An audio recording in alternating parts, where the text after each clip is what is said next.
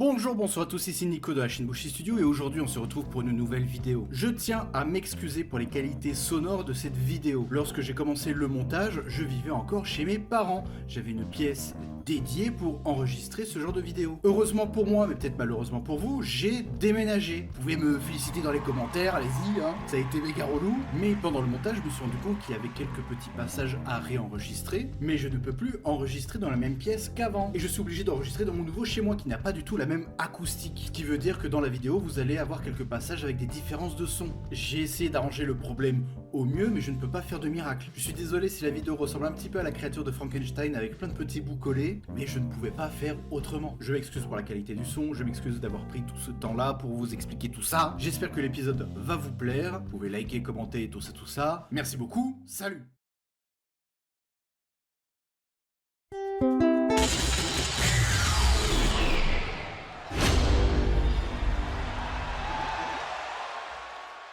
Bonjour, bonsoir à tous, ici Poulpi de la chaîne Bushi Studio. Aujourd'hui nous allons parler d'un studio de cinéma. Les studios de cinéma ont une identité propre. Ce sont des univers à explorer et des histoires à découvrir. Des studios, il y en a des milliers, et pour les plus connus on a Disney, Warner, Universal, Paramount, MGM, mais il y en a plein d'autres. Pixar, Marvel Studios, Blumhouse, Lionsgate, Asylum, Sony, DreamWorks, Illumination, 20th Century Fox, Laika, Bad Robot, Scott Free Production, Lucasfilm, Amblin, Miramax, Orion, New Line, Tristar, A24, et encore là je me suis surtout concentré sur les américains, mais il y en a encore plein. Si on ajoute les studios indépendants, ceux qui ont des filiales, les studios étrangers, les studios qui sont sous-traités et ceux qui ont une existence éclair, ça fait beaucoup d'histoires passionnantes à raconter. Il y a un studio bien particulier qui m'intrigue, des films plus ou moins bas de gamme, même si parfois il y a des bonnes surprises. Ce studio a une particularité que n'a pas les autres studios de cinéma. Elle appartient à la WWE, la plus grande compagnie de catch. Et oui, j'aime le catch, cette discipline incomprise. Bon, nous sommes une petite émission qui parle de cinéma et de pop culture, donc je ne vais pas parler du wrestling pendant 600 ans. J'aimerais simplement vous introduire, pour ceux qui ne le connaissent pas, le catch, et essayer de vous faire comprendre quel est son intérêt et sa philosophie. Le pro wrestling, en français, le catch, est une discipline artistique et sportive qui met en scène des combats afin de raconter des histoires. Les combats ne sont pas truqués, ils sont mis en scène. Un combat truqué est un combat légitime où l'issue a été préméditée et dissimulée à l'arbitrage du combat. Ça va être un combattant qui va faire exprès de perdre par exemple, sans que personne d'autre soit au courant. C'est de la vraie triche. Un boxeur qui tombe au premier round pour gagner une somme plus conséquente que s'il avait fait un match complet. Un combat mis en scène est un affrontement non légitime qui utilise plusieurs artifices afin de correspondre à une intrigue ou à une trame. Ces artifices ne sont presque pas dissimulés. Tous les intervenants du match sont au courant. Si on devait faire un lien pour le cinéma, Joaquin Phoenix s'est préparé physiquement pour le rôle du Joker, un régime particulier, comme un catcheur. Bon, c'est plus cool d'être catcheur dans ce contexte. Enfin, ça dépend en fait. Il a appris son texte comme un catcheur, appris ses mouvements et ses chorégraphies comme un catcheur. Joaquin Phoenix s'est impliqué physiquement comme un catcheur et a joué son rôle jusqu'au bout pour le bien du film. Pour ma part, je préfère faire une filiation avec le théâtre. C'est pas un sport, voilà, c'est du théâtre, c'est une série. C'est du spectacle vivant, une discipline pour le public. Pour moi, ce que fait John Cena, Kenny Omega, Rey Fenix, Kazuchika Okada ou Aigle Blanc, c'est du théâtre d'action. Exactement comme un film d'action, mais en vivant. Même si les combats sont mis en scène, il ne faut pas nier l'implication physique. Ça a beau être scripté, soulever un gars de 200 kilos, ça fait mal. Surtout quand on fait ça tous les soirs. Des émotions, des techniques et des priorités différentes. Mais une envie est sincère de véhiculer au public des émotions, de la joie, de la surprise et parfois des larmes.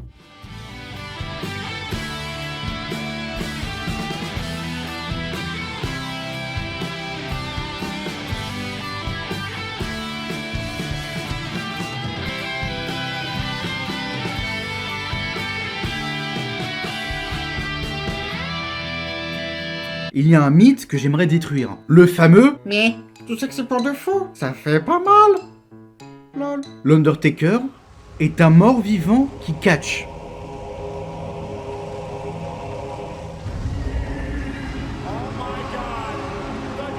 Oui, j'ai des doutes sur la véracité de ces événements. Certaines prises ne font pas mal du tout, par exemple le Disarmer de Becky Lynch, ou le Pile Driver de l'Undertaker, encore lui. Certaines prises se font à deux, par exemple le Spanish Fly ou le Canadian Destroyer. Mais il ne faut pas croire que la prise de risque ou la douleur est absente. Regardez ça. Un coussin magique ne peut pas apparaître entre la mâchoire et le pied. Je vous rappelle que le public regarde. Si le gars le rate à 1 mètre, ça se voit. Mais quand même, des fois ça se voit.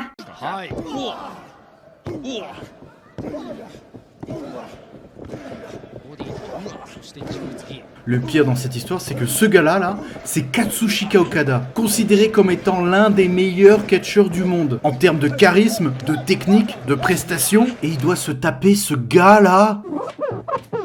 Mais qu'est-ce que tu fais avec tes mains dégoûtantes, là? J'ai les doigts tout droits, ça doit forcément faire très mal. Ce n'est pas des effets d'optique. Le tapis du ring, même s'il y a une fine couche de protection, à cette distance, elle sert à rien. Oui, c'est très haut, ça, c'est du vrai sang. La preuve, ça continue à couler tout au long du combat. Ça, c'est une vraie claque. Oh my God! Allez, encore un peu, j'adore ça.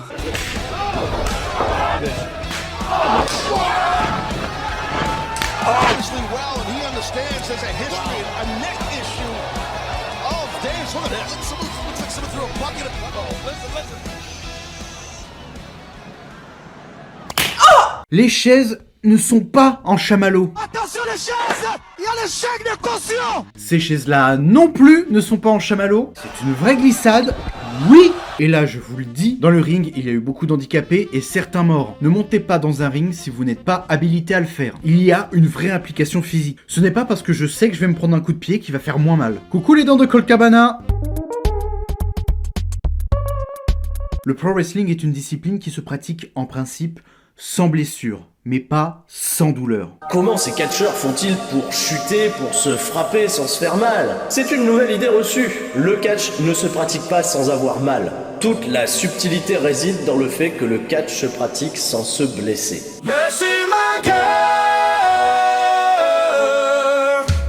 S'il vous plaît, ne me forcez pas de vous parler des dents de Cesaro. S'il vous plaît, épargnez-moi ça. Lorsque le public nous regarde, lorsqu'il y a une prestation live, on ne peut pas toujours mentir. On ne peut pas tricher à 100%. Et tout ça, c'est sans parler du catch hardcore. Fais-moi mal.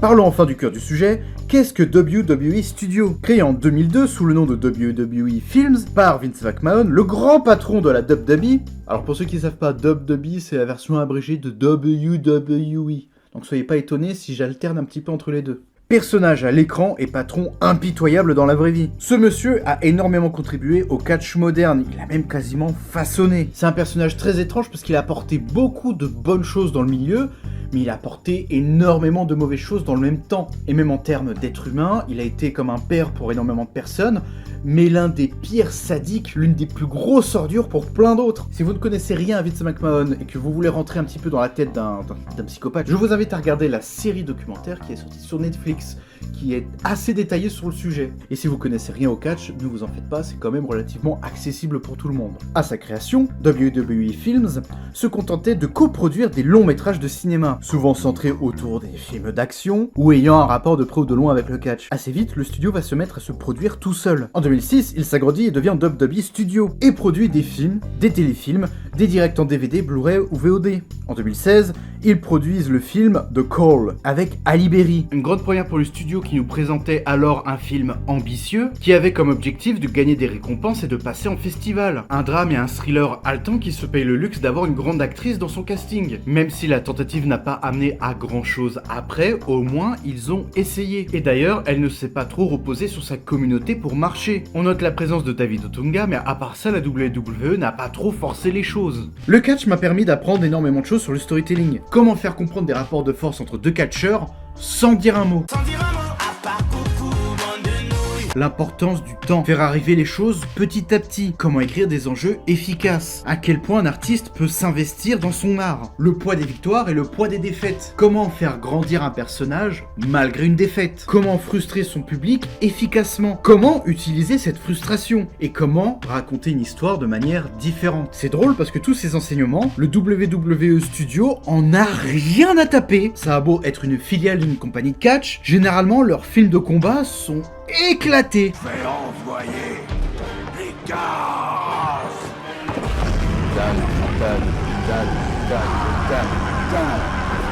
Je rêve, là j'hallucine.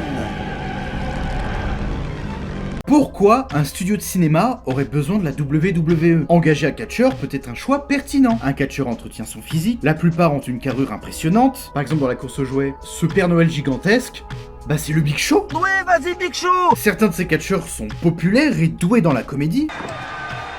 A right hand delivered.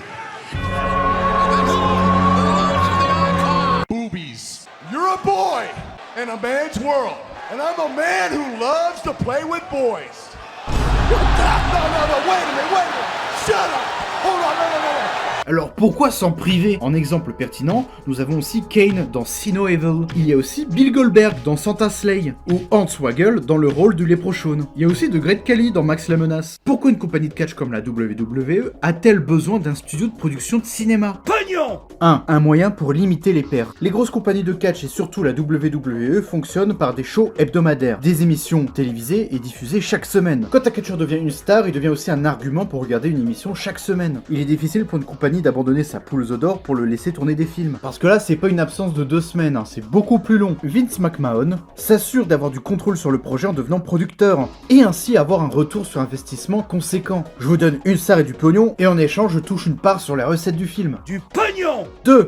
Créer des stars. Je vous l'ai déjà dit, le catch, c'est scripté et mis en scène. Les catcheurs prometteurs ont tout intérêt à tenter l'aventure du 7e art. Une nouvelle expérience pour améliorer son jeu de scène. La chance de se faire découvrir par un nouveau public. Et semer quelques graines pour une possible reconversion. C'est tout bénef, à la fois pour le catcheur, le studio et la compagnie de catch. C'est plus simple de tenter des trucs quand ton patron a une boîte dans le domaine. 3. Se diversifier. La WWE est populaire aux États-Unis. Malgré tout, il faut constamment se renouveler et se diversifier. Plus t'as de sources pour gagner de l'argent, plus tu gagnes d'argent en fait. Nos établissements se ressemblent comme 2 gouttes d'eau. Alors pourquoi avoir construit le second à côté de l'autre? J'aime l'argent. Rire de droite. Si t'as l'une de tes entreprises qui foire, t'as les autres pour te soutenir. 4. La récompense. La plupart des réalisateurs de ces films viennent de l'équipe technique de la WWE. Lorsque l'on vient de ce milieu, c'est difficile de trouver du travail ailleurs. Alors j'imagine que Vince McMahon laisse ses équipes s'amuser dans un film de temps en temps. C'est à la fois une technique pour les garder près de lui, et de l'autre une manière d'améliorer ses équipes. 5.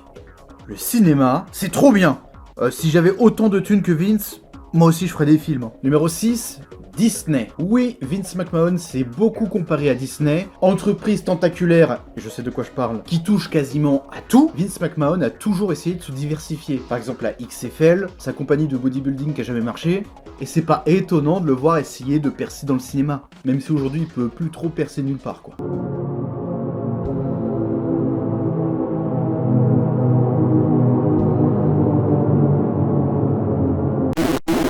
Passons à un petit survolage des films produits par la WWE qui ont l'air intéressants, ayant un ou plusieurs catcheurs dans leur casting. The Marines, une série de 6 films dans lesquels un ou plusieurs anciens marines affrontent des terroristes, des gangs et des mercenaires pour sauver des proches ou des innocents. Dis donc, aux États-Unis, j'ai l'impression que tout le monde adore embêter les anciens marines. Et d'ailleurs, j'ai l'impression que tout le monde est un ancien marine. Je sais plus comment on dit en anglais un marin, un marines. Bon, chez nous, c'est un marin quoi. À partir du 3e film, The Miz interprète Jack Carter, qui deviendra le personnage principal jusqu'au 6e film. Les fans de la WWE connaissent probablement cette série, parce qu'elle a été utilisée et mentionnée plusieurs fois dans des storylines impliquant The Miz. Ce dernier en profitera pour jouer les stars hollywoodiennes sur le ring, alors que ces films souvent c'est des gros fours. Il a joué dans ça aussi, 12 rounds. Une série de 3 films mettant en scène un personnage pris dans l'engrenage d'un jeu macabre, dirigé par une personne souhaitant se venger d'une injustice. Ou presque. Ce même provient du 3e film.